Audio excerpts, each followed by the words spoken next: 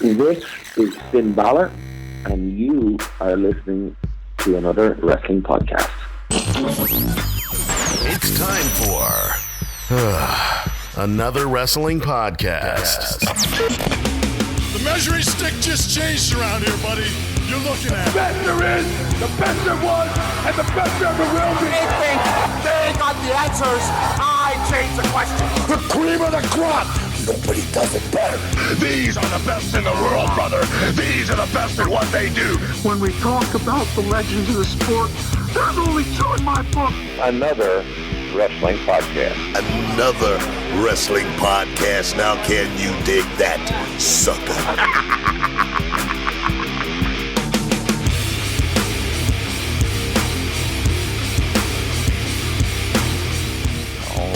All right. Welcome to another wrestling podcast. I'm Steve Credo. And I'm Jonathan Benjamin. And this is the 100th time you've heard us say that. This is episode 100. I don't know if you can feel the excitement in the air, Steve. This is it's 99 shows in the making, really. We started from the bottom, and now we're here. It's going to be, dare I say, the best show that we've ever done. And I'm going to hold you to that, Jonathan, because it can't be the best show ever if you don't tell them the guests we have lined up for them today. Well, I'm telling you right now, any one of these guests on their own would be a great show, but we have so many great guests today that this is probably, I don't know what you're going to be listening to this on, but it's probably going to blow up your computer, your phone, your radio, whatever you're listening to it on. We have none other than Jason Sensation joining us again on the podcast, the quintessential stud muffin, Joel Gertner, the Genius Lanny Poffo, and believe it or not, the NXT Champion Finn Balor is joining us. This is unbelievable. Wow. Pinch me, Jonathan. Is this a dream? Can you believe it's been 100 shows? I think this is like a bigger streak than the Undertaker's streak, quite literally. And, I don't want to toot our own horn, Jonathan, but it's like I don't know any other podcast that have had 100 shows consecutively every week for the past 100 weeks with a guest on it, Jonathan. I'm sorry if there might be a few out there, but hey, another wrestling podcast has been pretty much doing this right. Yeah, we've had everything from movie stars to porn stars to legends, Hall of Famers, current WWE superstars. We try our hardest to go out there and talk to these people because at the end of the day, we're fans and we want you guys to enjoy the show just like we do. So, we really try to be interactive with all of you. We want to know what you guys want to see, want to hear, want to talk about. So always hit us up on social media so we can figure out what you guys want. That's right. And Jonathan, there's been many highlights of another wrestling podcast in the 100 episodes that we've done. We've done it all, Jonathan. When we first started, we didn't think we were going to do half the things that we even did. But we did them. We started as a podcast, but we did live shows up in Poughkeepsie. We had special guests. We worked with Thea Trinidad.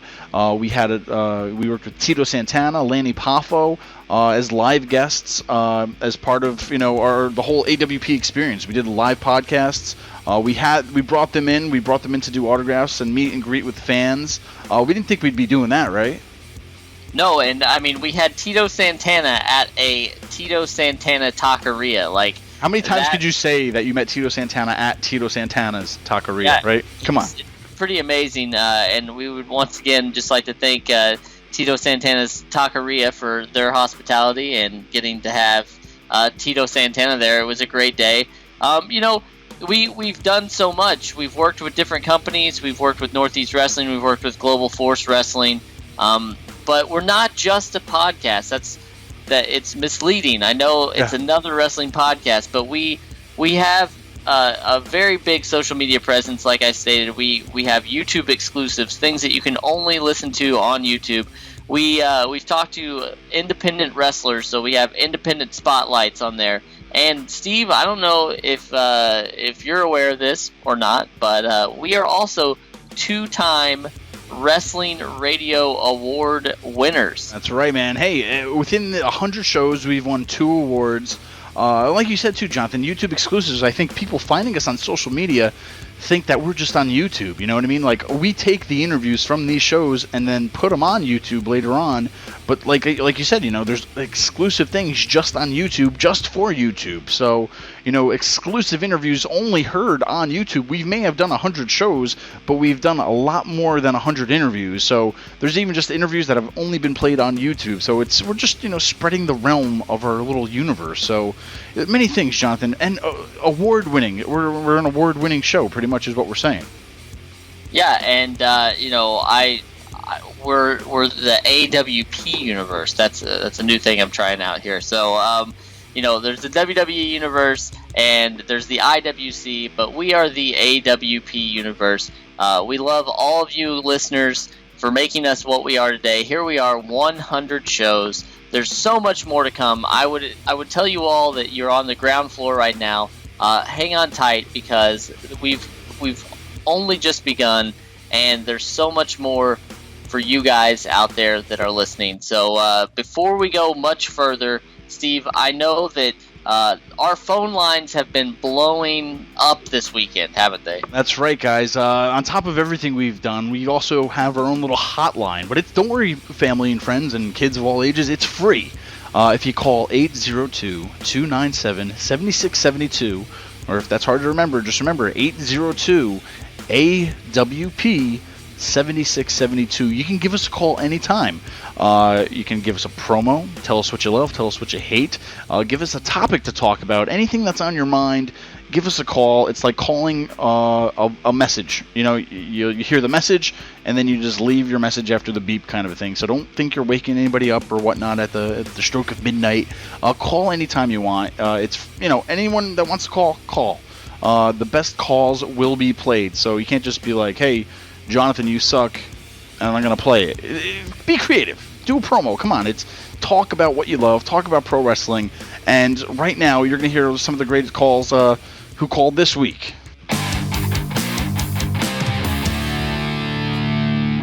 Greetings from Kansas City. This is the Woes here. Just giving Credo and JB a shout out and a little bit of a congratulations on the 100th episode. Keep up the good work, guys. Congrats again. And JB, trim that beard, son. Hi, this is Vivian Rosati.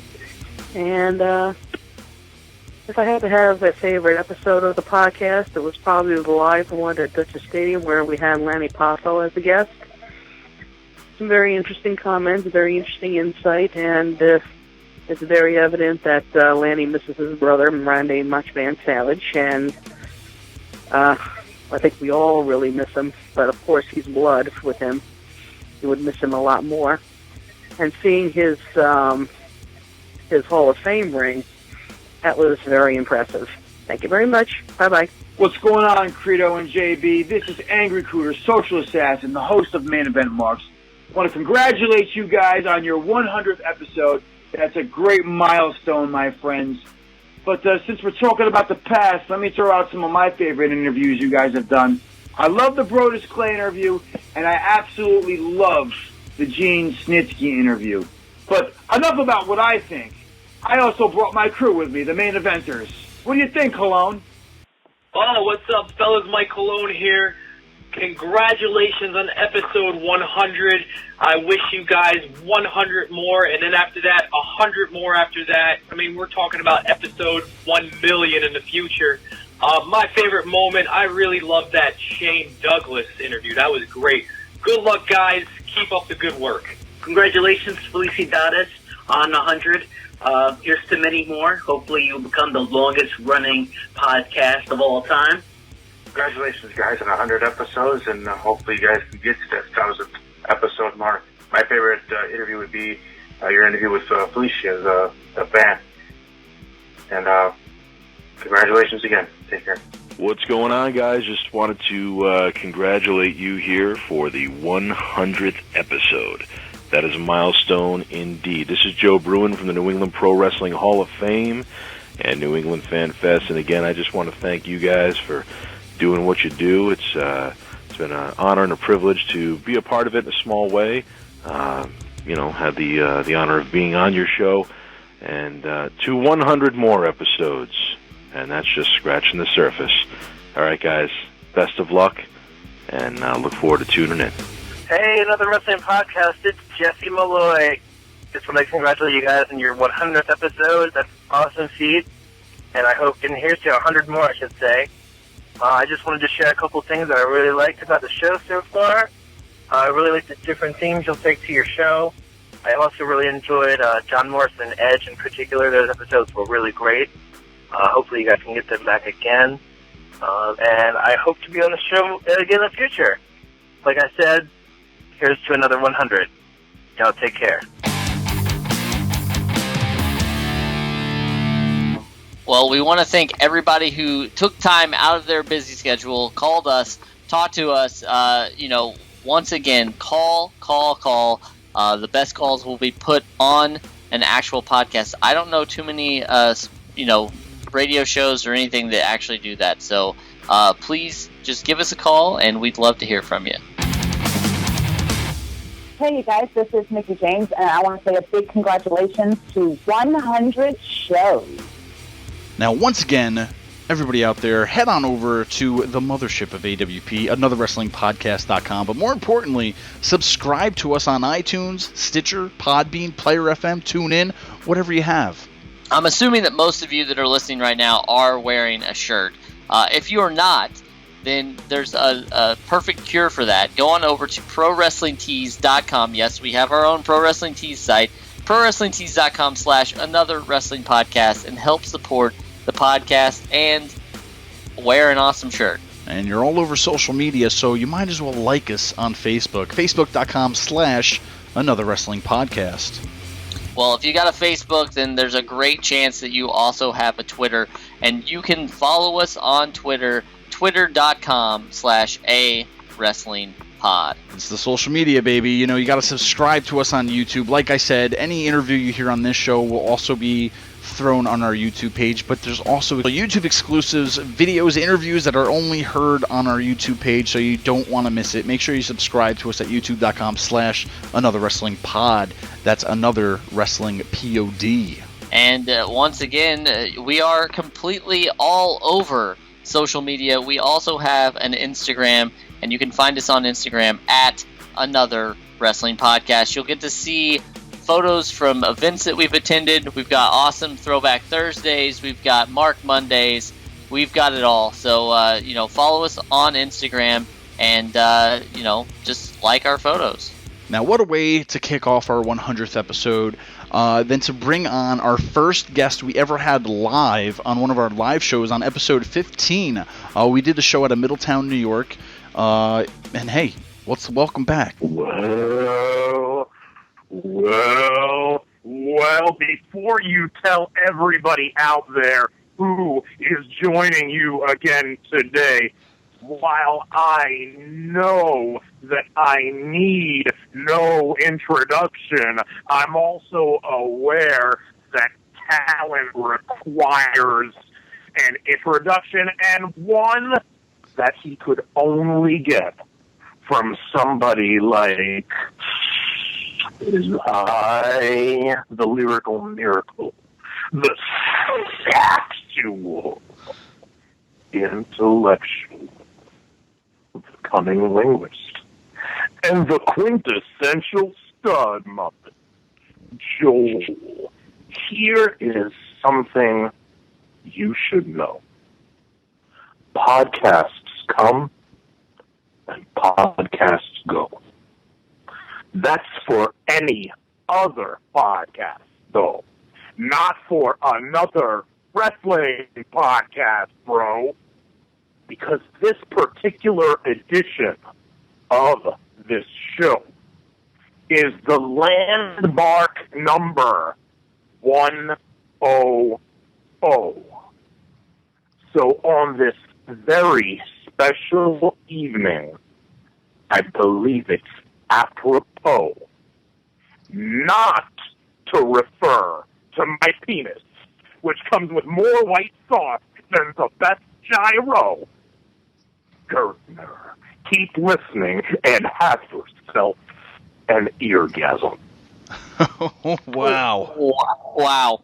That was totally worth 99 other episodes to get to. Joel, thank you so much for coming on today. You've been really busy, so we appreciate taking your time to come on the show today. Last time we saw you were in Poughkeepsie at the Laugh It Up Comedy Club. You did some stand-up, which was by far one of the best shows we've seen there. Will you be doing any more stand-up coming up soon? Yeah, I think so. I've been talking to a couple of my friends that are stalwarts and champions in that world, and they would like to help me, and I'm just the fact that they're kind of willing to, any assistance they could give.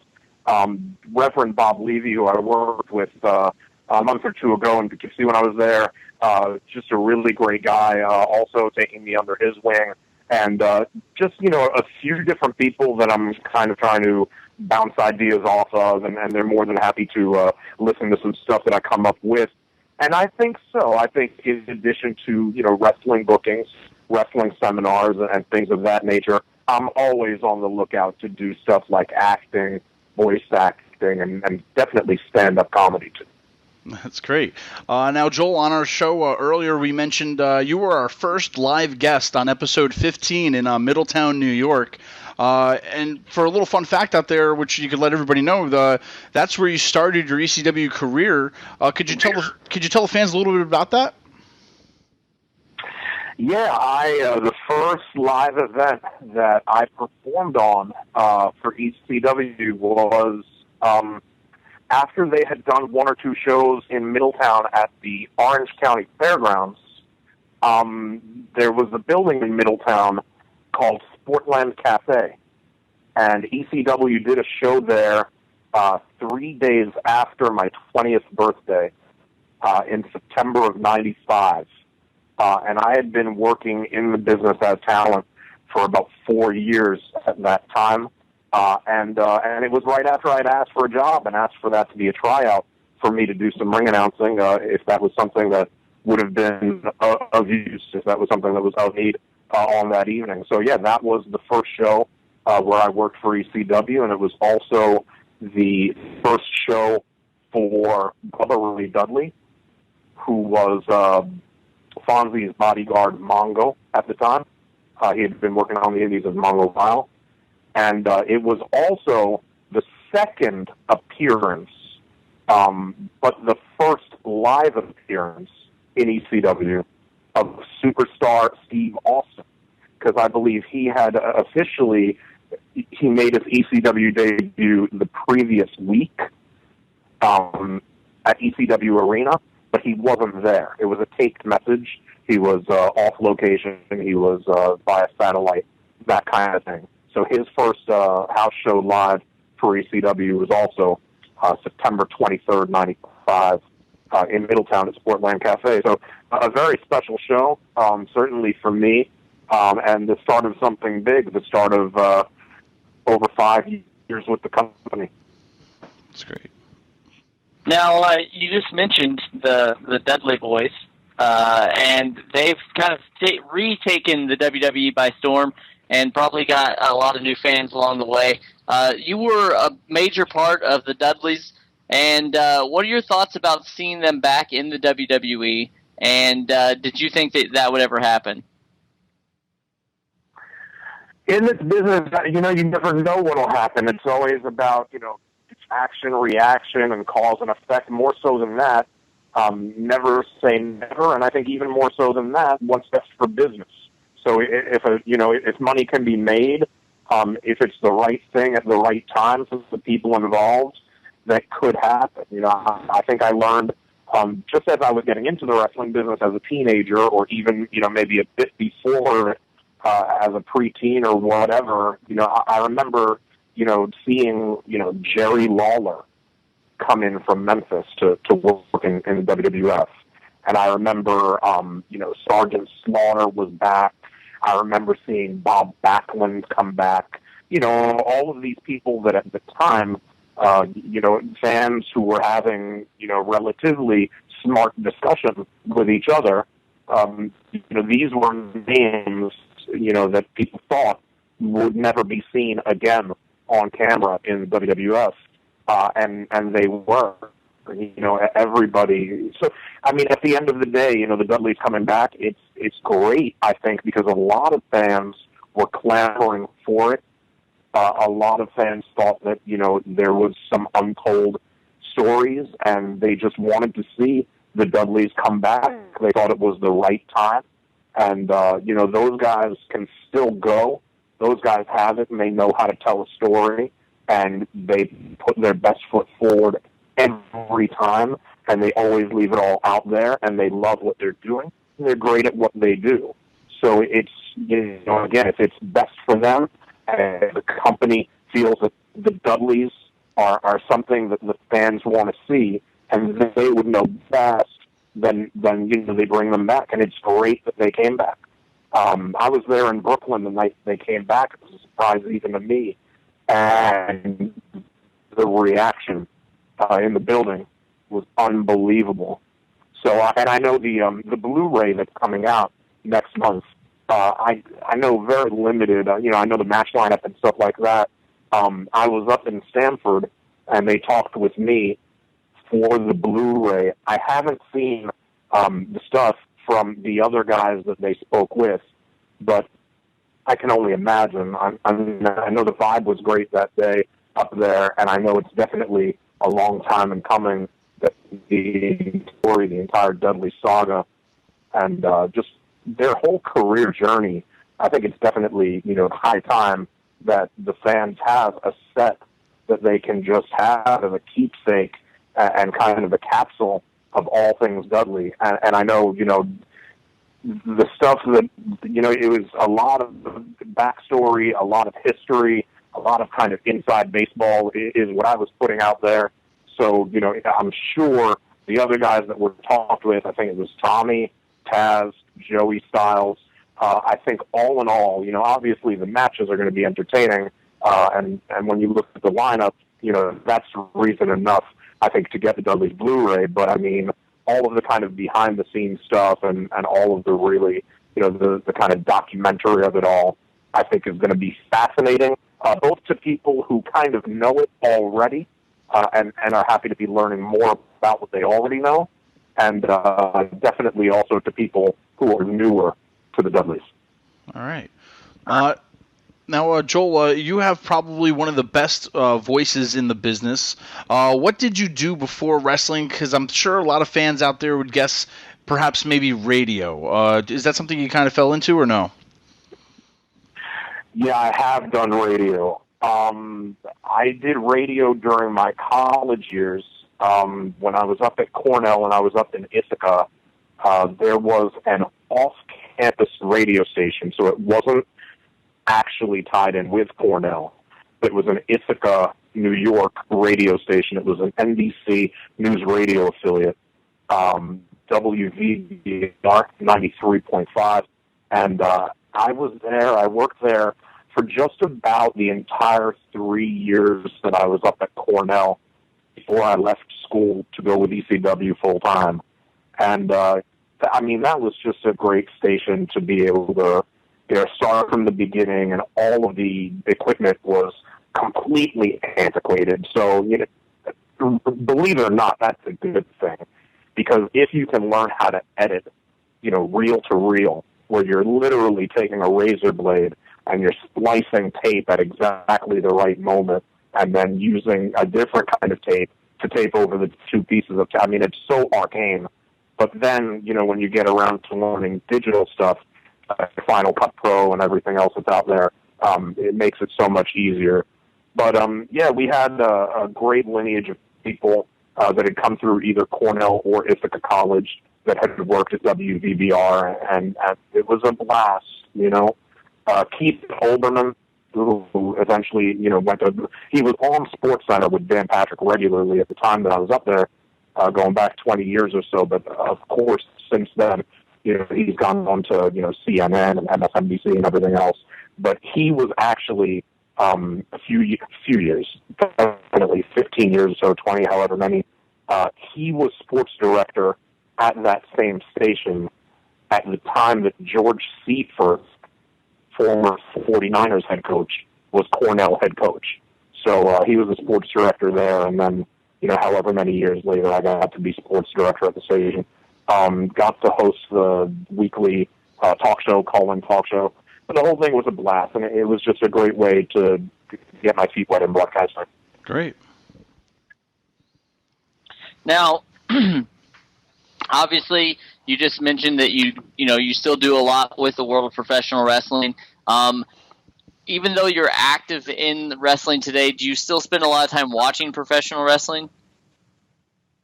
I sure do. Yeah, I love it. I'll always love it, and yeah, I'm blessed to have enough spare time, maybe just enough spare time that I can try to keep a handle on. Pretty much. I don't get to watch everything that's out there and available now every week. Sometimes I find there's a bit of a backlog that happens, which is that's a great thing. I'm not gonna, for the business, for the fans, it's a great thing. There's a lot of choice out there, and good choice, quality choice. There were other times where in any given market or even nationally, there might have been 3, 4, 5 choices of what to watch, but choices number 3, 4, and 5, weren't anything at any given time that a lot of people would gravitate towards.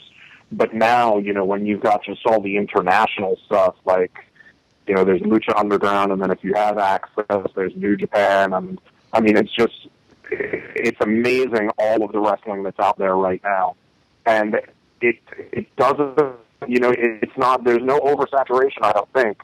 I think people are so used to just being able to consume whatever they can and binge watch, and just, it's just, with the network now too, I mean, thankfully, there's no oversaturation, there's a lot of wrestling out there, and it's a lot of good wrestling. So in a sense, I've been following wrestling for about 30 years now, and this is a different time, I think, from any other time that there's ever been, and in a good way. I think it's good for the business. Great. Now, we're just another wrestling podcast, but Joel, you also host your own podcast. If you could let the world out there know a little bit about what you do, too. Yeah, I've had a podcast called The 69-Minute Eargasm, and it is, my co-host is Swole Brawlick. He was for about 1.5 weeks, maybe a little bit longer than that, in 1982. He was kind of a big deal in 3 zip codes in Pennsylvania. He was actually 1982 Enhancement Talent of the Year. And he and I and our producer, Luna Lynn, we have some of the greatest guests that you'll ever want to listen to for 69 minutes, give or take. We've been blessed, really, and we've had great interviews so far with people like One Man Gang, Vince Russo, Exotic Adrian Street. Our debut interview was with Judah Friedlander. We've had everybody on, just Hugo Savinovich, everybody. I almost don't want to, list all the names because I know, I'll feel bad, for the 1 or 2 people that I leave out. But it's just really, it's a cool, you can learn a lot. It's entertaining. It's a thinker's podcast. There's a lot of wrestling theory. There's a lot of wrestling philosophy and psychology, and it's just, in between all the ha-ha and the gaga and me throwing out a dick joke every now and again, if you listen carefully, you'll actually be edified as you are entertained. And so that's the point of that. But it's a pretty cool deal. We've done about 12 of them so far. And free download through iTunes, Stitcher, Pod Directory, that kind of thing. So you can find it in a few different places. But yeah, it's been a lot of fun so far. That's great. Joel, I mean, it was a nice little trip down memory lane because, through the past 2 years on our show, we had the pleasure of working with you at a live show, seeing you do comedy live, and, even talking to you here today. We thank you so much for stopping by. And once again, for the fans out there on social media, where can they keep up with you today? Sure. Social media, if you're on Facebook, my personal page, sometimes it's maxed out. Sometimes I have the ability to put one or two people through a day. So it's facebook.com/MXW Joel Gertner. If you can't get into that page, my fan page is facebook.com/TheRealQSM Joel Gertner, QSM standing for Quintessential Stud Muffin. On Twitter, I am MXW Wrestling. And on Instagram, I am Quintessential Stud Muffin. That's great, Joel. Thanks once again, man. Really appreciate it. Guys, congratulations on 100. I am still reeling from that introduction. If you listen any further, then I hope it can get better. That's all I can say. We want to thank Joel Gertner so much for coming on, being a fan of the show, and like you said, listen to his podcast, and I hope that it was as good for you as it was for us, Joel. I just want to drop in real fast and say congratulations on 100 shows. What a milestone. That's something very, very spectacular. And I hope you guys have a wonderful time celebrating. And hey, here's to 100 more episodes courtesy the Juice JT Dunn.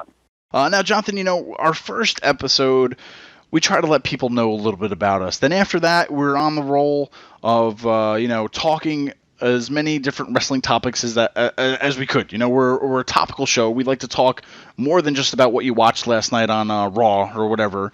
So we picked so many topics, pretty much 100 topics now throughout our shows. But Jonathan, let's get to know us a little bit more, shall we? I mean, the fans listening out there, they know I love Bret Hart, right? I mean, if you listen to 100 shows, you probably heard 100 times I mentioned Bret Hart. But I figured this is a perfect chance to make it not about just any other topic, but the topic about us.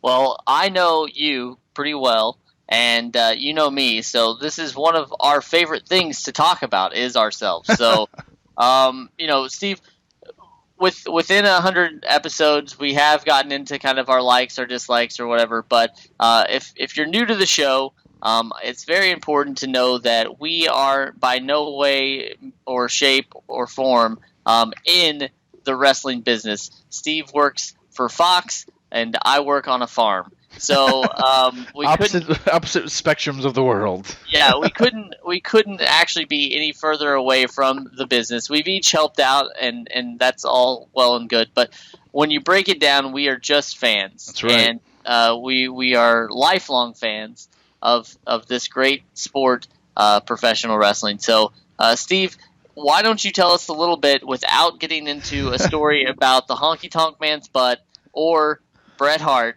Let us know kind of what it is that attracts you to this day to professional wrestling. If you listen to any of the 100 episodes, you know what Jonathan was talking about right there. So go back and listen to every one of those, and then you'll get that right there. But Jonathan, that's it, man. I think it's that escape from reality. You know what I mean? People watch cartoons, they'll watch movies. I watch wrestling. I even though I watch cartoons and movies too. But we understand what wrestling is. We get it. We know it. We're listening to a podcast, so I think we would at least be somewhat smart about what's happening out there these days. And that's the thing. We get to watch our heroes interact, live in person. It's kind of like, the old Shakespeare plays where, people would go to the theater and watch them act out, these great plays, and wrestling, man, is like that living art form. You know what I mean? It's more than just acting out or, portraying these characters, but it's physical. It's definitely, I don't care what anybody says, it's definitely a sport, because you definitely need to be athletic to be doing this. It's like the best of every world almost, from acting to athleticism, sports, all that stuff into one big ball of entertainment. And I think that at the end of the day that's what I love about it, man. It's that no matter what happened, how bad your day was, you can put on wrestling and get lost into it and just enjoy what's on it. You know what I mean? And that's great. Instead of just watching a movie or whatnot, to where, this is actually happening live, depending on whatever you're watching, but, it's live in front of you. It's real, people are getting hurt, people are injured, people, doing what they do in pro wrestling. And, it's just that whole theatrical thing, that whole bundle of entertainment that I love the most about it. And that's it, man. It's that escape from reality. I'll keep saying it, to where, no matter how much crap happens in the world, you can get lost into pro wrestling. And that's what I've always done since I've been a little Mark, you know what I mean? I've gone to plenty of live shows, from watching, it on TV when I was a kid, every Saturday morning, getting immersed into it. And I think, I go back to WrestleMania 6. I even remember watching a lot of other WrestleManias before that, but WrestleMania 6, I think, that Hogan versus Warrior was, it was so, like, dramatic as, like, a little kid. I forget what age I was then, but I was little. And at that time, it's like, you're watching this live on TV. It has such an impact on your life, because you didn't get what it was then. You know what I mean? Like, you understood that what you were watching was happening right then and there. You know what I mean? So it was just amazing. That just, if you watch it again, I could watch WrestleMania 6. I could watch that main event over and over and never be sick of it. It wasn't the greatest technical match. It wasn't the greatest wrestling match, as compared to what we've seen throughout the years. But back in that day, you just watch it, man, and it's like, these two larger-than-life icons, Hulk Hogan, the Ultimate Warrior, and then when you compare them to little Earl Hebner in the ring, like, he looked like a little jockey compared to these guys. It was amazing, you know what I mean? Just like, it was just that world, man. It just made me get into what I love about pro wrestling. I mean, anybody listening to this right now who has never watched WrestleMania 6, Hogan vs. Warrior, especially the younger kids that are out there listening, watch it. It's so hard to kind of put yourself back in that time of like, it's kind of like, it's not that good. I mean, it's hard to go back to watch that match and take it for what it was then, because now we've seen so much. We've been exposed to so many different types of matches, crazy crap, crazy shit, crazy everything in pro wrestling that, you almost take for granted what it was back then. So, at the end of the day, Jonathan, it's that escape. It's that, theatrical, never-ending show. You know what I mean? And no matter what you watch, what TV show you love watching, if you're watching Monday Night Raw, at least that's the show to me almost that never ends. You know what I mean? It's been there for years. It's every Monday there's Raw. Every Monday, it's there. It's that it's that one constant in life, and that's what I think I really love about pro wrestling, that you get to escape into that reality of just entertainment. Well, that is, that's what it's all about. It's all about entertainment. We only get so much time on this earth. We only get so much time during the week. We only get so much time during the day. And, professional wrestling, though it gets criticized a lot, is no different than basketball, baseball, football, hockey, any of those sports, because, at the end of the day, we all pay our money to go and see something that we enjoy. And I've literally enjoyed professional wrestling since before I knew what it was. If you've listened to the show a lot, you know that I'm from the Midwest, and there's not a whole lot to do there always. So I would sit down and watch, on Saturday mornings and Saturday nights, and I would go to the local video store and rent the VHSs. And, I kind of came from a strange upbringing. I'm a child of divorce, and professional wrestling has been the one thing that's always been constant in my life from whenever I was little till now. It's never went anywhere. You know what I mean? Like, it's never left. It's always going to be there in some form. And for me, it's been that thing that if, I had a bad day, or if I was nervous about something, or, whatever, if I needed to unwind, I could come home and turn on TV and I could watch it. And I think the thing that kind of cemented the legacy for me was that I'm one of those people that was in that 18 to 34 demographic during the Attitude Era, which everybody talks about as being like the greatest era of all time. But it really catered. I was a child of the 80s, which means that I got to see the larger-than-life people like Hulk Hogan and Ultimate Warrior, and then in the 90s, I got to see Shawn and Bret, and then the late 90s, Stone Cold, The Rock, The Undertaker, and even in today with the John Cenas. So really, it's almost like it's catered to me. You know what I mean? Like professional wrestling, I've been through some really good times together. We've had some bad times together, but it's one relationship that's never going to go anywhere. And I can sit here and talk to you guys about my favorites. Most of you already know that Ravishing Rick Rude is pretty much the reason that I love professional wrestling. But this is what's important. This is what we should all be doing. Professional wrestling fans come together. We talk professional wrestling, and that's what this podcast is for. That's why Steve and I really came together. We met at shows.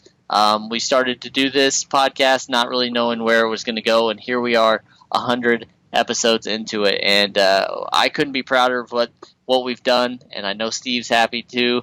And we've got some podcast goals, and Steve, I know you're there, so if you've got anything that you want to see maybe by the time we hit 200 episodes, let us know. I've got some on my mind as well. But what are some of your podcast goals, Jonathan? I mean, when we started, it's like what can we do with this show? You know what I mean? That you always hear a lot of the other podcasts, and who they get and whatnot. We've spoke with actors, we spoke with comedians, we spoke with guys in the WWE, we spoke with legends of the ring, we spoke to independent wrestlers.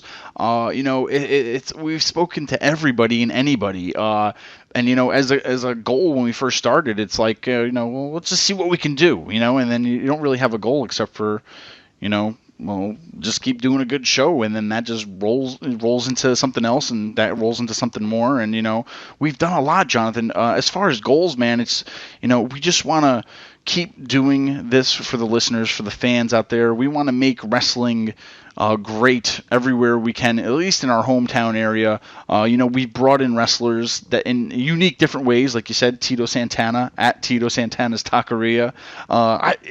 As far as goals, man, it's just trying to be different. Think outside that box. What can we do different that nobody around here has really experienced? So as far as goals, man, it's just trying to change it up a little bit and get out of the norm of what usually a lot of promoters do, and it's that same old thing. It's a meet and greet. You come, you pay, and then that's it. Like, how can we change that? That whole thing up and just make it more unique for the fans. And hey, man, I don't know. As far as goals, I think we just keep shooting for the stars and do what we know as fans would love to see and want to see. And I think if we keep just thinking about those kind of things, sky's the limit, right? Absolutely. You've heard from us. You've heard a little about us. You kind of know us a little bit better. Thanks again for inviting us into your ears today, your homes, your cars. You could have chose anything to listen to, and we definitely thank you for listening to us. But right now, there's somebody that's coming on that we definitely want to thank for being here with us and just making our lives a lot happier. And that is none other than the legendary Jason Sensation. If you guys are not familiar with him, you will be soon. And you will not be sorry. So, without further ado, Jason Sensation. And a couple of tra-la-las. That's how we laugh a day away in the merry old land of Oz. Chirp, chirp, chirp, and a couple of la-dee-dahs. That's how the crickets stick all day in the merry old land of Oz. Hello, this is Jason Sensation here with Jason Regeneration. And I'm very happy and proud to be a part of another wrestling podcast, AWP. And I'm really looking forward to coming on here and sharing some of my thoughts and hopefully bringing some entertainment to the show, maybe a little comic relief. I figure we're going to go in a few different segments, a few different types of segments every week. You know, some might be more on the funny side, and then some might be more on the serious side. Now, on the serious side, I'm really looking forward to making amends with some people. I've ruffled a lot of feathers in the wrestling business over the past 16, 17 years I haven't been in WWE. I would like to make amends with some of the people, and this is a perfect platform and opportunity to do so. So one segment, at least a month, I'd like to make amends with people. And I'll be having other funnier segments that I think people will get a kick out of, such as reading tweets. I'm going to go online onto my Twitter, and I'm going to check out some of my favorite people to follow on Twitter, and I'm going to read their tweets in their voices. Why not have a little fun reading some Iron Sheik tweets or some Hulk Hogan tweets in their voices? So I'm looking forward to that. And there'll be a number of other different segments on Jason Regeneration, such as Jason Imitation. I'll be showing some of my new impressions, and definitely send in requests to hear any type of impersonations you'd want to hear that I can work on for future shows here on Regeneration. I'll be telling some past stories about ribs I've pulled on other wrestlers in the business over the past 20 years. I've still done a lot inside and out of the wrestling business. I've also been a part of the wrestling business for years after I was in WWE, so there's a lot of stories to share and good times and memories, and I'm looking forward to doing some of that. But in the Jason initiation, I just wanted to maybe break the ice with explaining what we're going to have here on Jason Regeneration.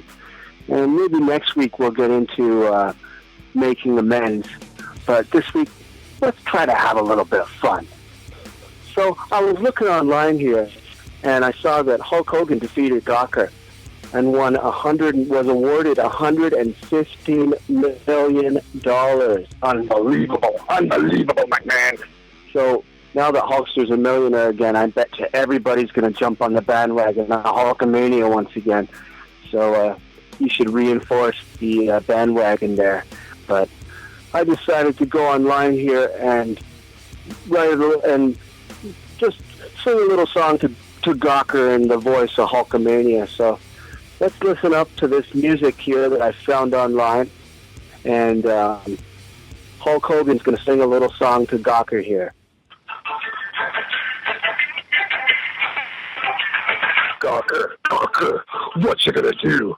What you gonna do when I run wild on you? Gawker, what you gonna do when Hulkamania runs wild on you? I made a dirty sex tape. Gawker showed my smelly, big fat belly. If you listen to the tape, you can hear me fart and make awful racist remarks. Gawker, what you gonna do? What you gonna do when I run wild on you? Gawker, what you gonna do when Hulkamania runs wild on you, brother? There you go. Some Hulk Hogan music for you. And singing to Gawker. Having a good time. I'm really happy for Hulk Hogan, though, because Hulkamania sure did get ruined by Gawker. And maybe he did ruin himself with some of the things he said. But, I think we've all said things that we can look back and regret and wish we could take back. I, for one, wish I could go online and erase 1,000 things I put online and said. But, anyhow, so for Hulkster, it's good to see that, he came out laughing on the other end. And I wish him all the best, especially with with Gawker's appeal. I wish Hulk Hogan the best, and I hope he wins again. And I'm proud of the Hulkster for thanking God, because so many people, so many fans of Hulkamania grew up believing in Hulkamania and said their prayers and ate their vitamins, and he opened the door for a lot of people to believe in God. So it's good to see the Hulkster believing in God himself. On with Jason Regeneration and some of the stuff that we'll be doing in the future, like reading tweets. So I'm going to go check out Twitter here. And you can also follow me on Twitter at JasonSensationX. And here we go with reading tweets. Now, I was looking over Big Papa Pump's tweets because I wanted to find some funny tweets he writes, but he doesn't tweet a lot. He retweets a lot, but he doesn't tweet a lot. So I could only find a few here. So let's read a couple of Big Papa Pump tweets. At Scott Steiner, you can find him. Unfortunately, I think he got into an accident. So here's some of the tweets. Lucky toiled! Hit 2 deer at 3 a.m. Last night in Milton, New York, en route to tonight's match at Dead Free. Thanks to the Milton police for their help and ride to the hotel. And continued with this. I just want to let everyone know I'm fine, and I will be wrestling tonight in Middleton. There you go. So there's some tweets from Big Papa Pump. I couldn't find a lot of tweets except for retweets because I don't really like tweeting. I like retweeting. Big Papa Pump is your cup. Holler if you hear me. Anyhow, let's check out some other tweets here on Twitter. One I really have a lot of fun with is the Iron Sheik. Let's see if we can find some Iron Sheik tweets to read here. Sure, any tweets right off the top of the list here are going to be funny because Iron Sheik is a hilarious guy to read. So here we go. Monday, a suplex you, break your back, put you on camel clutch, make you humble. Fuck the Monday. What should I do on the Monday? Break its back or put it in camel clutch? Good night, jabroni.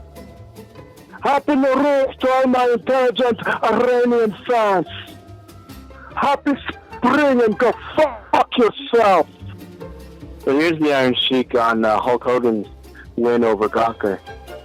Hulk Hogan, you say you owe me one? Now your chance to be the jabroni of the earth. Michigan State, you bust the bracket, I bust your fucking back, suplex your fucking jabroni.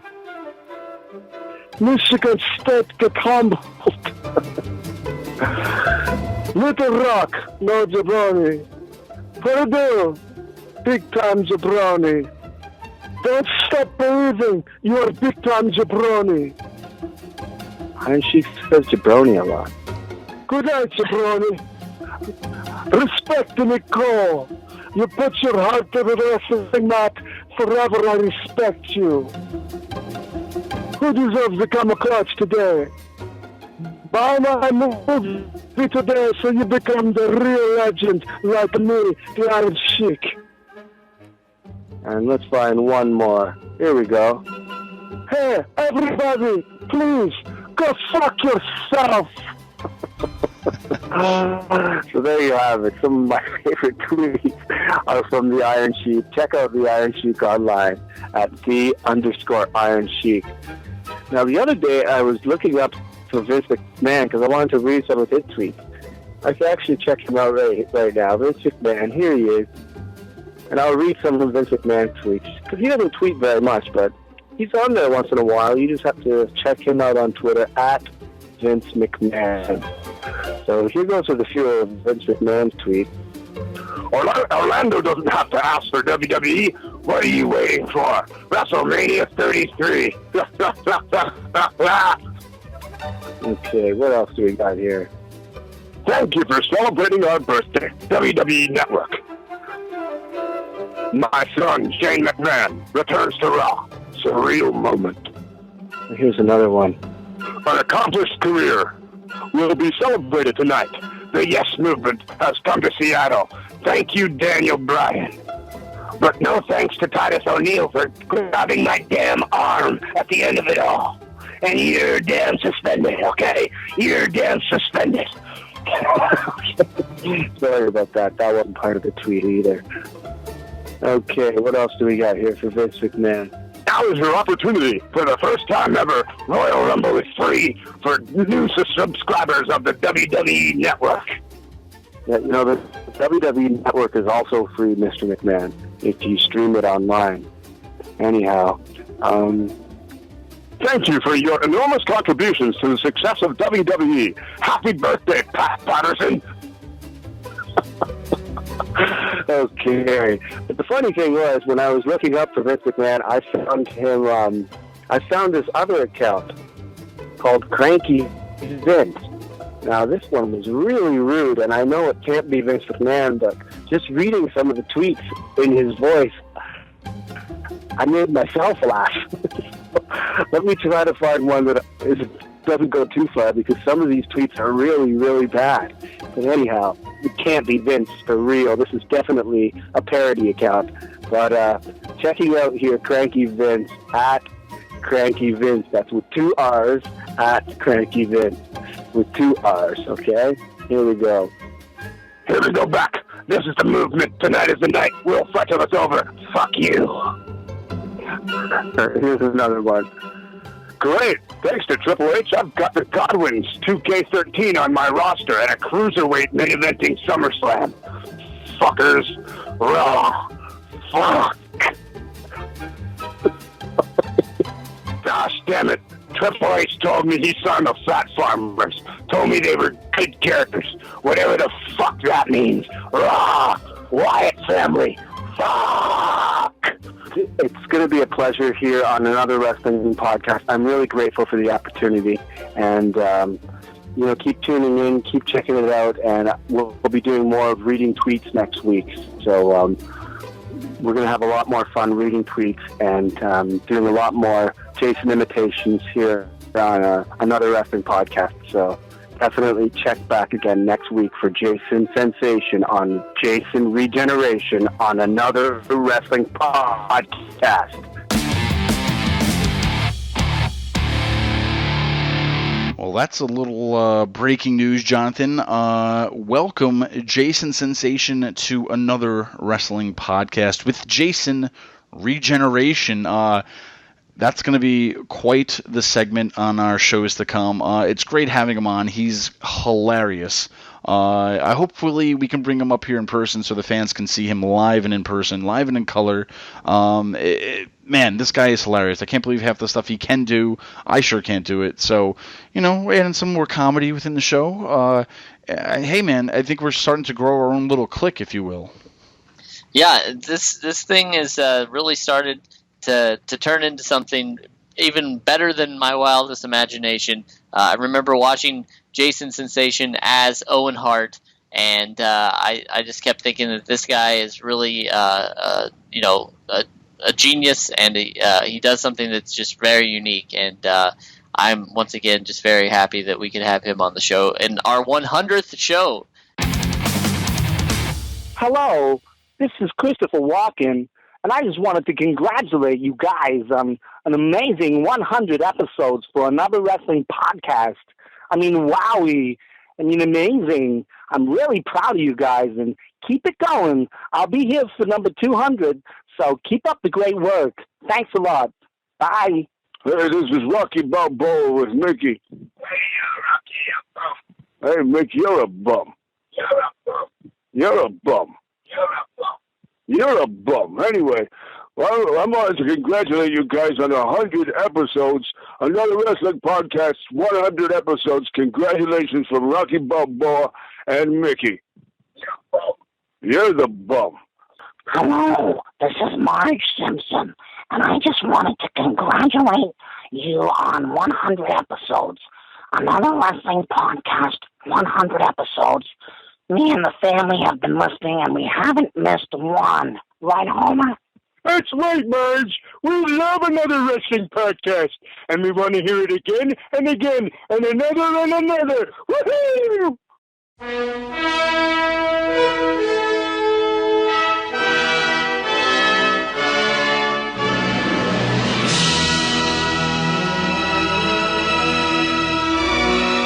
All hail to Steve and Jonathan. As everybody knows, another wrestling podcast has done 100 shows. Their savoir-faire and expertise are both beyond compare. Another wrestling podcast is both unique and rare. It's more than just another wrestling podcast, if you will. While others beat around the bush, they go in for the kill. I am the Genius Lanny Poffo, and I will tell you what, another wrestling podcast knows how to kick some butt. All right, joining us again today on another wrestling podcast, on our 100th episode. We've talked to him in the past on the show, and he's here back again today, the Genius Lanny Poffo. Lanny, how are you doing? I am the Genius Lanny Poffo, still living in the past. I'm 61 years old, and I look every day of it. But it's glad to have you back, Lanny. We really appreciate it. Over these 100 episodes, I don't think we've had a better guest than you, Lanny Poffo. It's been great talking to you all this time, but couldn't you get Charlie Manson? we tried. I've got to ask, you know this man pretty well. I just want to know what your thoughts were on the outcome of this Hulk Hogan Gawker lawsuit. Now, we just found out that Hulk Hogan was awarded some $115 million plus punitive damages. What's your thoughts on this whole lawsuit? I think it's revenge. It's fantastic. Gawker ruined Hulk Hogan's life, so let Hulk Hogan ruin Gawker's life. Lanny, last year, the Macho Man was inducted into the Hall of Fame. How has your life changed since that day? Because, you got to meet a lot of fans after that day. What were the reactions like to your brother finally getting inducted? Everybody's happy. The thing is, well, I don't mean to be macabre about it, but there's only one way it could have been better. If I didn't do the speech, my choice would be that the Macho Man get to do the speech. In other words, they should have done it when he was alive. Now, who's responsible for that? Nobody will take any blame for that. But don't you think it would have been better if he would have, one more time? Wouldn't that have been great? Oh, of course, yeah. So, before we all congratulate ourselves, like, what a wonderful thing. And, because of that, I would also like to see them put in King Kong Bundy and Kamala into the Hall of Fame, because they're not doing well health-wise, Mm-hmm. And, I don't want them to have to be inducted posthumously. Sure. By the way, here's a guy that isn't sick, but where the hell is Rick Martel? Why isn't he in the Hall of Fame, for Christ's sakes? I know. Well, you touched on this. We're talking Hall of Fame right now. This year we found out that Sting, the Fabulous Freebirds, the Big Boss Man, Jacqueline, and Stan Hansen are all going in. Do you think this is a pretty strong Hall of Fame class? It's hard to beat last year's for sure. So, do you agree with all of these that are going in? I agree with all of them that are going in. There's not one person in there that doesn't deserve it. However, in my opinion, the greatest year for the Hall of Fame was in Madison Square Garden when both Bob Backlund and Bruno Sammartino got in. And I was so angry because Maria Menounos gave a beautiful speech for Bob Backlund, and she was booed out of the building by the stupid fans of Madison Square Garden. And you know what? Well, how many New Yorkers does it take to change a light bulb? Yeah. None of your freaking business. New York was boo a cure for cancer, and that's why they elected that horrible mayor de Blasio and that god-awful President Obama. Well, Lanny, now with the Hall of Fame, too, a lot of fans, they kind of get upset about it because, you'll have Sting, then you'll have the likes of maybe like The Godfather go in. But maybe, there's a lot in the fans' eyes, there's guys who have come way before, the likes of The Godfather who deserve it more than, say, him. And, people are still waiting for the likes of Rick Rude or Owen Hart or, a lot of these other guys. And they I don't know, is it weird as a performer, as a former wrestler that, there's guys getting into this Hall of Fame that, they could have waited a few years on, and, they should have been inducting a lot of other guys a lot sooner? Well, look, I don't mean to sound negative, and I don't want to be that guest on your show that says crazy things. But as you know, many of the wrestlers, with the exception of Owen Hart and people like that, have shortened their own life due to their own folly. Of course, Owen Hart was not the case, and several others are not the case, but I'm talking about people that have overdosed and, committed suicides, Yep. My point is, what's so great about Bruno Sammartino and Bob Backlund? They're not only champions in the ring, they were champions outside the ring. Okay? Now, in New Orleans, they had a Hall of Famer that went out there and said he had to go to Indiegogo to raise enough money to get his operation. Now, I feel sorry for poverty. I've been to Ecuador. I saw poverty there that would make you cry. I felt sorry for the people in the Dominican Republic. They have nothing, and they have a smile. And they think they're millionaires, so they don't live in Haiti, because Haiti shares, the island of Hispaniola. And if you think the people are poor in Dominican Republic, you have to go to Haiti. But when a wrestler who makes millions of dollars, buys a Rolex watch and has to pawn it, I fail to shed a tear for that, because it's like feeling sorry for an orphan that murdered his parents. Mm-hmm. In other words, look in the mirror, don't come crying to me. So wrestling is, when you're a wrestler, you're an independent contractor, which means they don't take your taxes out when you get your money. So at the end of the year, Uncle Sam says now, and you say, my name's Flair, and they say, I don't care. See, I don't mean to be on a ramble there, but I think it's a hall of shame if a man gets up there and says he has to go to Indiegogo. In other words, they want the fans to give them money, and the fans do it. But don't you get it? The fans always gave the money by buying tickets and buying dolls, figurines, and goo-gops and doodads, Sorry to go on a rant there, folks. I just 61 and I wear my pants real high now, and I complain about the music you punks listen to. Well, you said it again. You talked about WrestleMania. The big question is this year: are they going to be able to get the attendance record there in Dallas?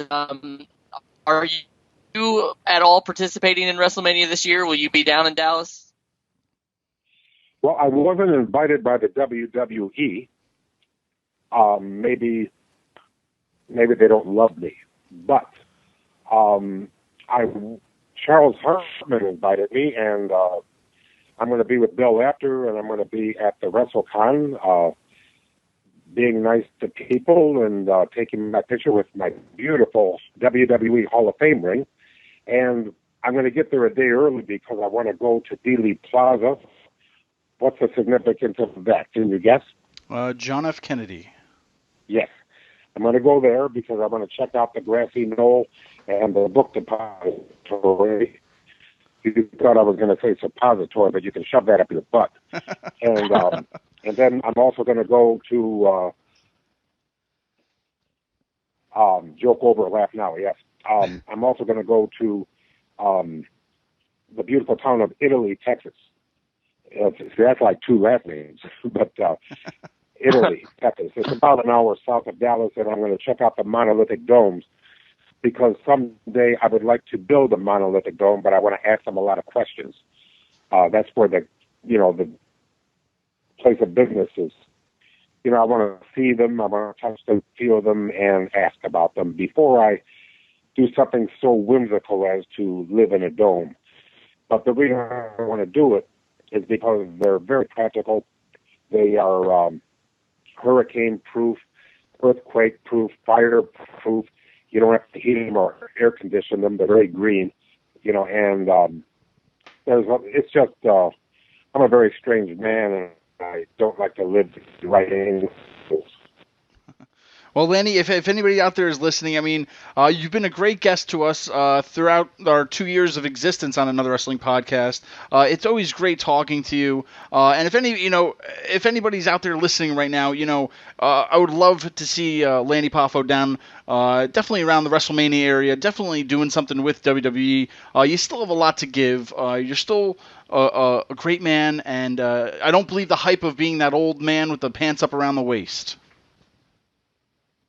You don't believe that? I don't believe it. I suffer from erectile dysfunction last night and again this morning. We spoke to a gentleman named Joe Chapman, and he started a petition to get a Macho Man statue in Columbus, Ohio. So I just want to know, what are your thoughts on this statue, and what have you heard about it? I think it's going to happen. I talked to Joe personally. He's a fantastic guy. He's doing it for all the right reasons. They asked me what kind of a statue I think Randy deserves, and I said, how about on the top turnbuckle with his hands in the air as if he's about to jump for his big elbow? Well, we hope we hope it happens, definitely. I wish there was one of those in every town. Yeah, wouldn't that be great? But Randy, people are asking me why Columbus, Ohio. Randy was born there November 15th, 1952. And I'll tell you something. He was born not far from Ohio State University, and he was a big fan of James Laurinaitis and was very, very excited when he got in the NFL. And he said, every time a wrestler has a kid that gets in the news, it's usually for something real, real bad. And this time it's something great. And, he just thought it was fantastic that James Laurinaitis was a star at Ohio State and then went on to the Rams. And, he followed him. And, he took a great interest and pride in it that one of the boys did so well. And, but I think, Joe Chapman is a great man. And I've done several interviews already saying, please sign that petition. Let's get Randy. I mean, why should politicians be deified? Why not great, wrestlers? Because I'll tell you what, I knew Randy as well as anybody did, and he was every bit as good as he was great. That's right. Lanny Poffo, ladies and gentlemen. Lanny, we started off our show on episode 18 with you, and now we're come full circle all the way up to episode 100. We thank you so much for your time. We thank you for everything that you do out there, and we hope to see you soon down the road, and maybe we'll have you on a few more shows leading up to episode 200 one day. Well, if you can't get a real guest, I'm in. Thank you so much, Lanny. We really appreciate it, and we'll talk to you soon. Okay, very good. Once again, thanks to Lanny Poffo. Make sure you head on over to geniuslannypoffo.com. You can catch up more about Lanny. He's got a book out there for sale. It's a great book. Buy it. Let him know that he is loved out there. He's a great guy. Like I said, too, he was on episode 18, and he's on episode 100. We also had him on a YouTube exclusive breaking some news a little bit about the Macho Man going into the Hall of Fame. That's another reason why you want to subscribe to us on YouTube. You never know what's going to happen on there with some of our exclusives. And, when we talked to Lanny then, our friendship with him began. We were able to bring him to Fishkill, to Wrestling Under the Stars for Northeast Wrestling. Many fans got to meet him for the first time ever. He also brought the Macho Man's Hall of Fame ring for all the fans to see. And that's what's great, man. That's something different that we did that nobody else was doing. I mean, Lanny Poffo definitely wasn't around here doing any meet and greets or anything till we brought him up here. And hey, it's the first time you actually got, he brought the Macho Man's Hall of Fame ring. You got to actually wear it. And that's what was great about him. He's very interactive with his fans, and he's just an overall great guy. This is Hector Guerrero, professional wrestler. And I want to congratulate Another Wrestling Podcast for their 100th episode. Wow. What a great accomplishment. Congratulations. Hey guys, Ryan Satin from ProWrestlingSheet.com, and congrats on your 100th episode. Hey, this is Headbanger Thrasher, one half of the former WWF Tag Team Champions of the World, wishing you guys a very, very happy 100th show. Congratulations, guys.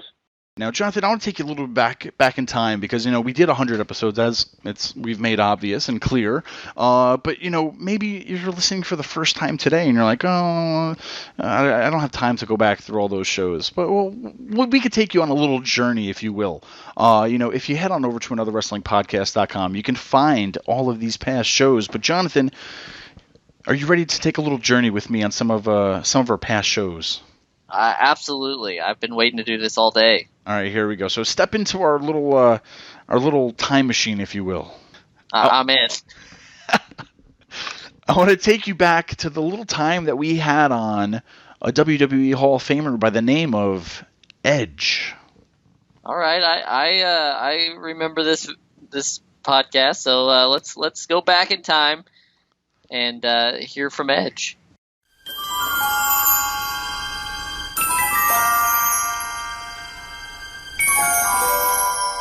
During your wrestling career, before walking out to the ring, you got yourself pumped up. You had music blaring, you had pyro, and an awesome trench coat. How do you get yourself pumped up now before a scene for a show or a movie? Is there anything that you have to do as maybe a ritual or something before you get out there on the camera? That's an interesting question because it's more difficult. It really is because there's not that live audience to be able to kind of hit that vein. You have to be able to do it yourself, and you have to, once they say rolling, you got to dive right back in, and you might have to do it multiple times. So to keep that intensity, or to try something different and maybe not have it quite as intense and show subtle nuances, it's a really interesting tightrope to walk.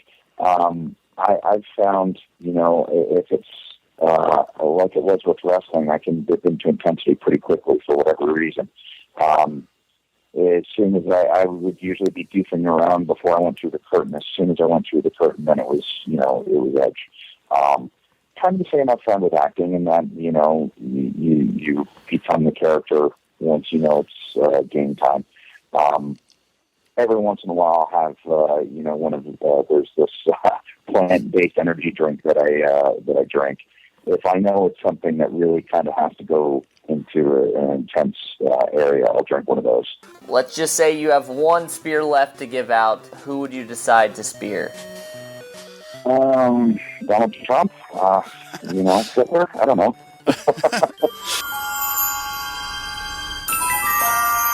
We've had a lot of highlights on this show, Steve. Like I said, we've had everybody from porn stars to comedians and everything in between. So I think that one of my favorite memories for us was when Another Wrestling Podcast got our first contracted WWE wrestler, and that was when we spoke with Neville, and it was right before Money in the Bank, and it was his first Money in the Bank. So we're already here, we're already in the time machine. So let's go back and hear a little bit from Neville.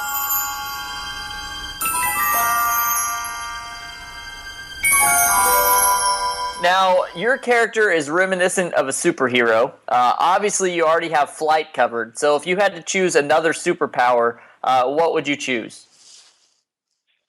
Well, that's a tough question. I'm not sure. Maybe invisibility, because I'll be able to sneak around and spy on people. All right. And now, lastly, too, there's a good chance that all your opponents in the Money in the Bank match this Sunday will be listening to this podcast. So do you have anything you'd like to tell them before Sunday? I think generally no one expects much of me, but, I've spent my life exceeding expectations. And I know I'm not the most experienced, but come Sunday, the Money in the Bank ladder match is absolute carnage, so anything is possible. So I'd say don't take your eye off Neville. And you never know when I could hit that red arrow. And once I hit that, that's all she wrote as far as I'm concerned. One of my favorite guests had to be Zeus, Tiny Lister. He was kind of upset about what John Cena said to him on the release of No Holds Barred to DVD. So we're like, hey, well, let's get a hold of Zeus and see what he has to say. And if you will, take this little journey with me.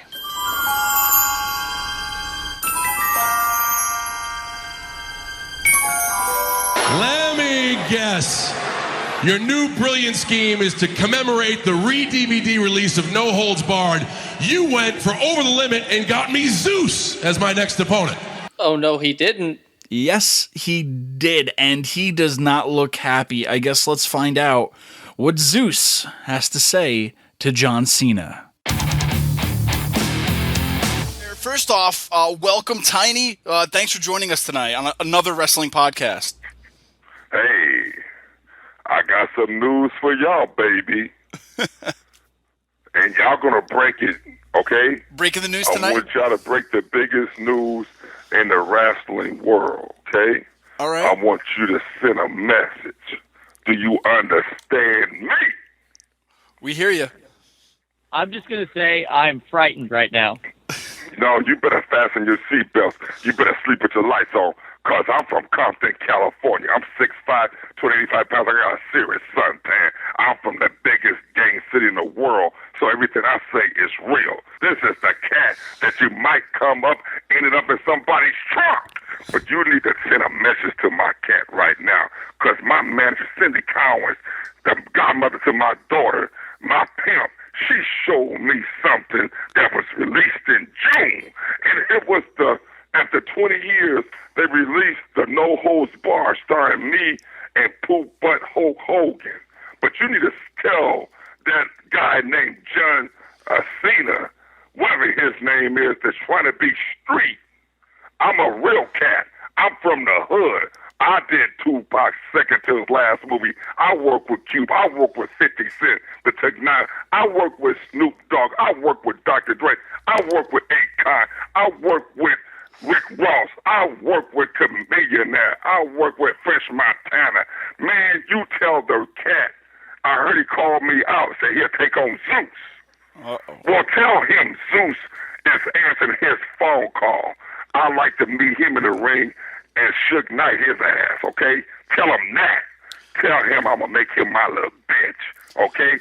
If he's a real cat, if the WWE can get their manhood back up, call a real cat from the hood. And I ride the bicycle like I wrote in the hit movie Friday, and I have some high shoes on, and I would beat him down, and I'll let Hulk Hogan sit in his little wheelchair on the side and watch. If you need a referee, get The Rock. But don't call me out if you're going to play. This ain't Flipper. This is Jaws. So, John Cena, I'm calling you out to all your fans. You want to come do a reality show? Take that makeup off, John. Oh. It don't look good on you. Be a real cat. Real cats don't wear makeup, John. Get off that reality show. I'll meet your ass in the ring. Wow, John. In your house. And I'm calling you out because I see the WWE that got too damn soft. Y'all wearing makeup. hanging out with Shamar Moore. Hey, you need to be hanging out with the hood. Don't play like you're a rapper. Be one. John, I grew up in Compton, California. I went to Compton High School. You better sleep with your lights on. You might end up in somebody's trunk. You messing with me, fool. I'm going to just go out on a limb and say that interview right there still haunts me to this day. I go to sleep, and I feel like that Debo, that Zeus is going to be there when I wake up. It makes me very nervous. We met him. We talked with him. He's a really nice guy, but he just was very unhappy that day. And, we broke the news that he was mad at John Cena. And to go, we've had some really happy interviews. We've had some, people that were upset, obviously, judging from that last one. And then we just had some that I can only categorize as Paul London-esque interviews. He was an amazing interview. We got to talk to him before he wrestled at FWE. And so, Steve, if you, I don't know if you remember, but there were talk of Minotaurs and all kinds of things. But this is one of the things that we talked about when we spoke with Paul London.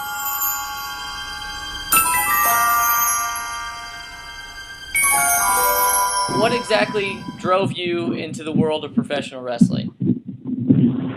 I was stupid. Yeah.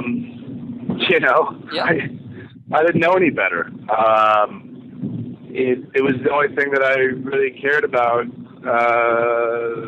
and obsessed over enough to pursue it. And so, everything and every arrow pointed to don't do it and no. And to me, it was like every red light I saw turned to green, and every arrow that pointed, to go the opposite direction, I spin it and make it work in my favor. And I was just bullheaded, I was just relentless. And I think that can attribute as to why I live a pretty solitary life. I mean, I spend probably 90 to 90%, probably about at least 90% of my time alone. And it's not something it's just the way that my life's crafted itself. But I think a lot of that I can attribute back to just coming up as a kid, trying to work at the things that I felt were going to improve my chances to make this dream a reality. And here I am 15 years later, and it's a mighty big breath I've taken, and I'm happy with most everything that's happened. It's just surreal is another cliche word, so I used it, but I wasn't using it to use it. You know what I mean? I was just bringing it up as a cliche, yes. But it's a lot of things. You can't really define it with one word. I mean, it's emotional, I'll tell you that. AJ Styles. AJ Styles. As annoying as Jericho does it, we talked to AJ Styles about a year ago, Jonathan, right when he was the NJPW, the New Japan Pro Wrestling Champion, heavyweight champion of the world. And hey, he stopped by another wrestling podcast to talk to us a little bit about himself. And come on, we're going to hop back in that time machine and see what he had to say.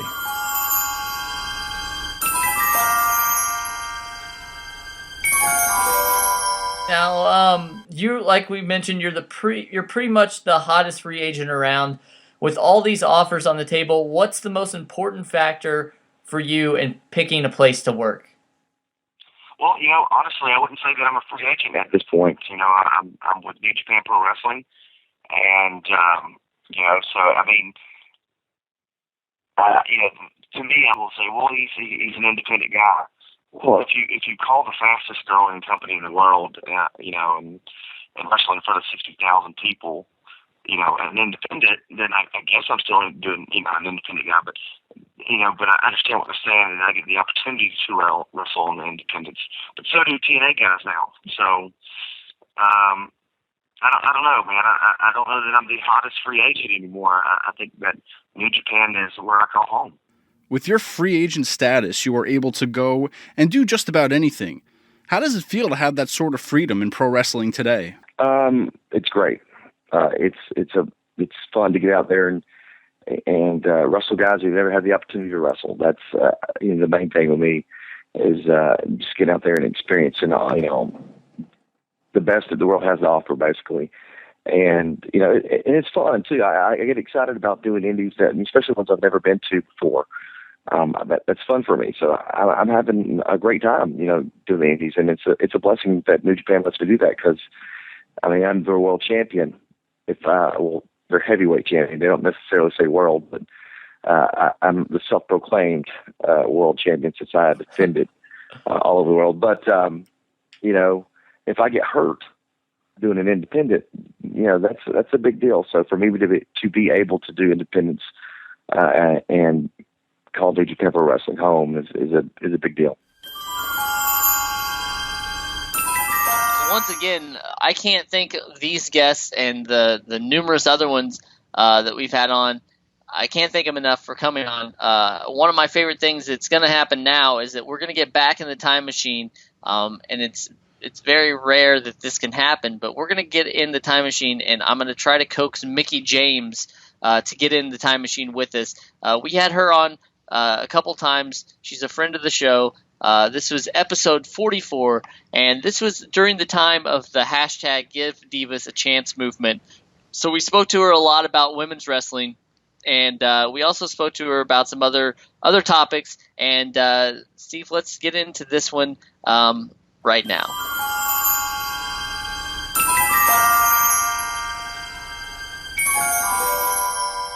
Now, Mickey, you had an illustrious career. What are your thoughts on women now looking up to you the same way that you looked up to such women as Sensational Sherry? How does it feel now to be the role model of a lot of these young women wrestlers?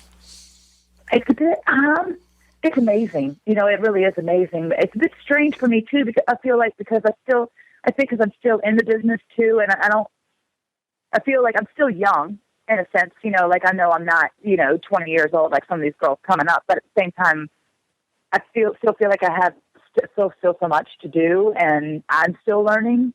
So it's pretty awesome to think that people like actually want to hear what I have to say, or like, if I have some type of knowledge to drop on them, if they, Yeah. So no, it's amazing. It's absolutely amazing, and it's humbling in a sense, because I guess I never really thought of myself as like, what in that vein. Sure. And so the more that you think about it, and like as I grow, and even like when I'm working independence and stuff, and certain people will pull me aside or whatever, it's cool. It's just cool. It's like rewarding, and it just makes you feel pretty amazing that someone actually cares or thinks that and it values your opinion in that respect. Wow, I guess we're gonna have to keep this time machine segment. I kind of liked it, Jonathan. Just to give you guys a little hint of what AWP has been doing for the past 2 years. We've done a lot of interviews, Jonathan. We've had a chance to talk to many guests. It's been great. But it doesn't get any better than this right now. Being able to talk to one of the greatest wrestlers in the world today, and he's at the very top of his game, even today, right now. Joining us in our studio, we have the pleasure of bringing on the NXT Heavyweight Champion, Finn Balor.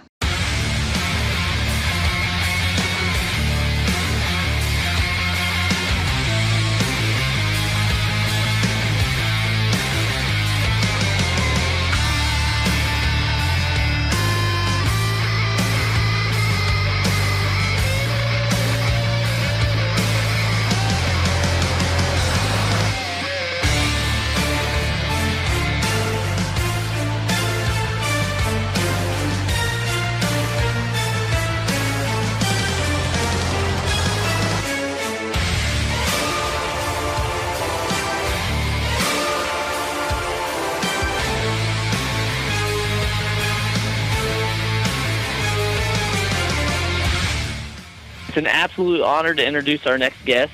You can watch him live on the WWE Network at NXT TakeOver Dallas for just $9.99. He is one of the greatest wrestlers in the world and has some serious hardware to prove it. Ladies and gentlemen, please welcome the NXT Champion, Finn Balor. Finn, thanks so much for joining us today. How are you doing, and have you started to get those butterflies for this big, huge event? Well, fellas, first off, thanks very much for the introduction. I don't know if I can quite live up to that praise, but I can only try. Well, we appreciate that. I think you're going to do just fine. Yeah. No. Yep. Yeah. Obviously, yeah. We got Takeover coming up next Friday, and if the butterflies weren't there, there'd be something wrong. There's always kind of a buzz, not only around me but around all of NXT when we got Takeover coming up, and I'm just literally buzzing to get out there and handle business. Definitely. Now, April 1st, Dallas, Texas, like we said, NXT's very own, you could say, little WrestleMania is TakeOver, and your opponent will be Samoa Joe. You've fought him before, but do you consider this match to be your biggest test to date? Anytime you step in the ring with Joe, it's a test, and definitely in London, I defeated Joe, but it was a battle, and really I just survived. So survival is definitely the number one thing on the agenda in Dallas. Joe's world traveled, incredible experience, great knowledge, ring general. But that's what I came to WWE. That's what I came to NXT for, was to be challenged, to be pushed out of my comfort zone. And there's no one that's going to push me more than Samoa Joe in the ring. And when the lights are on and the cameras are rolling, that's when I'm most relaxed, and that's when I'm going to be kind of in my groove and flowing, and I'm just excited about April 1st. Well, we are as well, and one of the biggest questions on everybody's mind is, will we be seeing Finn on April 1st, or are we going to see the Demon? Yeah, that's a big question, and over the last kind of 2 years, that's kind of the main question on people's lips. But I feel like, especially in the last couple of months, the lines between the two have been blurred, and one is not necessarily better than the other, and vice versa. And there's parts of the Demon in Finn, and there's still very much a large part of Finn and the Demon. So regardless of what Joe gets, he's going to get a fight, that's for sure. All right, now, Finn, speaking of the Demon, where do you come up with your inspiration for the Demon paint? It's just something that was a small seed a long time ago in Japan, and that's grown into something much more than that. And I'll take inspiration from everywhere. I'll look out the window right now and look at a tree, and I'll see, oh my God, there's ways I can adapt that into what I'm doing in the ring. So I'm not necessarily taking it from obvious sources. I'm trying to think a little bit outside the box, and I think that's what the business of sports entertainment maybe needs right now. It needs to be a little bit reinvigorated, and people need to kind of step out of the comfort zone, think outside the box again, and really kind of come up with some new ideas that are going to be really creative and entertain the fans. Awesome. Now, this isn't your first time to be part of WrestleMania and the WrestleMania activities. What's your favorite part about all of these festivities that go on during WrestleMania week? Well, Access is incredible. I remember as a kid, I'd see pictures in WWF magazine at the time of Access, and I could not believe the scale of it. In the photos, and how it was documented on TV, and now being an employee of WWE and being able to get to go there last year for the first time, I was blown away by how big it was, how easy it was for fans to interact with it, with their favorite superstars, and kind of get up close and personal, with the ring, or the Hell in the Cell, and different things like that. So it's kind of hard to put in words, and it's hard to comprehend exactly how cool Access is, and there's still there's a huge fan inside of me that wants to be part of Access. So I'll be doing my meet and greet, and then I'll have a couple of matches at Access itself, and then I'll be sneaking out the back door and maybe putting on a beanie and trying to run around and see everything else myself. Mm-hmm. Now, NXT is arguably one of the hottest promotions in the world today. With that being said, do you think part of you would be a little bit sad if you got that call up to the main roster and leaving your NXT family? Well, when I first came, NXT was certainly a developmental brand, but especially over the last year, I believe NXT really is WWE's third global brand, and me as champion, I'm very proud to kind of fly the flag and be at the forefront of leading the charge of what NXT is becoming. That being said, I came here to wrestle one day the main event of WrestleMania, and that goal still stands. Will I get sidetracked in the meantime? Perhaps. I'm very focused on NXT, hyper focused on what we're doing in Dallas, and I can't really look past that. But there's always sadness moving on to the next adventure. But I can guarantee that, any time that I've left something behind it I was very fond of, it was always the right decision. And if that call up comes and when it does, I'll be ready to make the jump. Well, arguably 2015 and 2016 has been, some of your biggest years of your career so far. What's the most surreal part of your career the past couple of years? Has it been a T-shirt that you've been on? You've got your own action figure. You've been in video games. What's blown your mind so far? The thing that blows my mind the most is, I've been very lucky to have kind of a long, prosperous career so far. I've got to wrestle in a lot of places and reach a lot of people. And I was very aware of kind of the adult nature of the fan base in the US that I had gained through my work in Japan. And, when I first arrived in NXT, I would see a lot of Bullet Club shirts. There was a lot of new Finn Balor shirts in the crowd worn by, adults, which, I'm very grateful for and humbled by.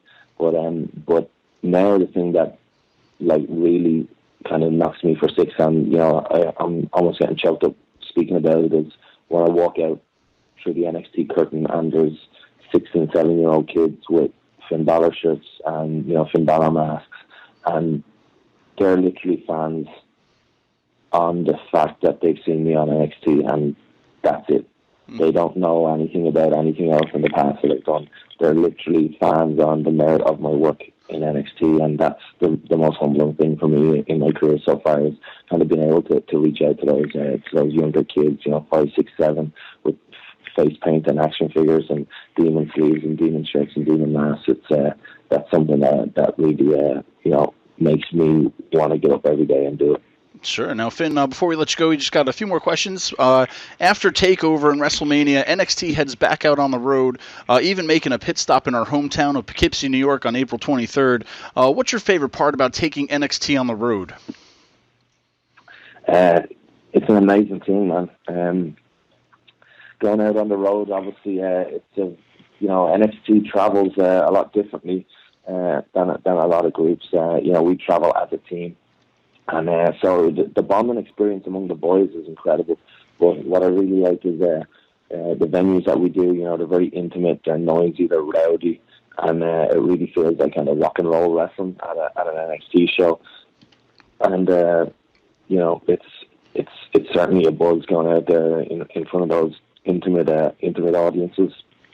And long may it continue. We're getting to go to different places every week or every month, and then for a lot of the guys and myself, it's the first time we've been to those towns. So regardless of the fact that we're getting to do what we love, which is wrestle, we're getting to see the world, see the United States, and just have a good time doing it. Well, we want to thank you so much for joining us today.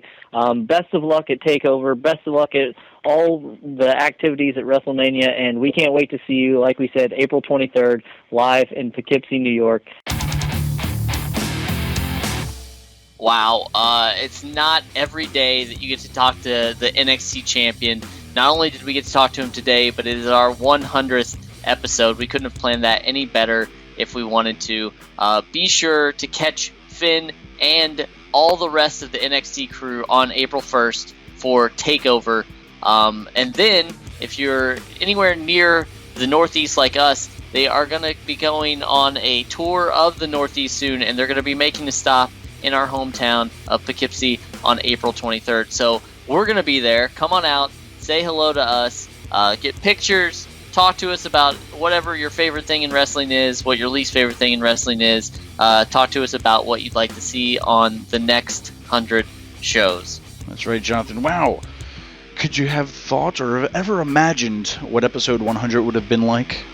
I could have, but it wouldn't have ever lived up to what it actually ended up being. That's right, Jonathan. What a great show. Jonathan, I thank you so much for taking this journey with me each and every week on another wrestling podcast. I also want to thank you for thanking me, and it's very rare that people can do 100 shows these days, because everybody's attention spans are short, and including mine. But I think No, I just wanted to say also, too, I wanted to thank you for thanking you about thanking us for doing this. I figured we could probably keep going with that, but you get the point, Jonathan. Yeah, I get the point. I think it's great what we do. I think that not tooting our own horn too much, all Tugboat, but I do want to say I'm looking forward to the future, and I think that we have something pretty special going on here. That's right. Ladies and gentlemen, if you love this show, you're going to love next week. We're having our second annual WrestleMania special. It's going to be... WrestleMania. We're going to have to just sing that whole song for next week. So this is it, Jonathan. This is what we love as wrestling fans. This is the show of shows, the showcase of the immortals, WrestleMania. We're going to be talking about it. We're going to be talking to some people. Who knows what's going to happen? You're just going to have to tune in and find out, right? That's right. We're going to have a very special guest joining us. But we spoke earlier. We're very big into social media. It's our bread and butter, if you will. We have our own hotline. We have a lot of ways to get in touch with us. So I'm telling you again, get a hold of us. Let us know your favorite WrestleMania moments, maybe some of your predictions for this year's WrestleMania.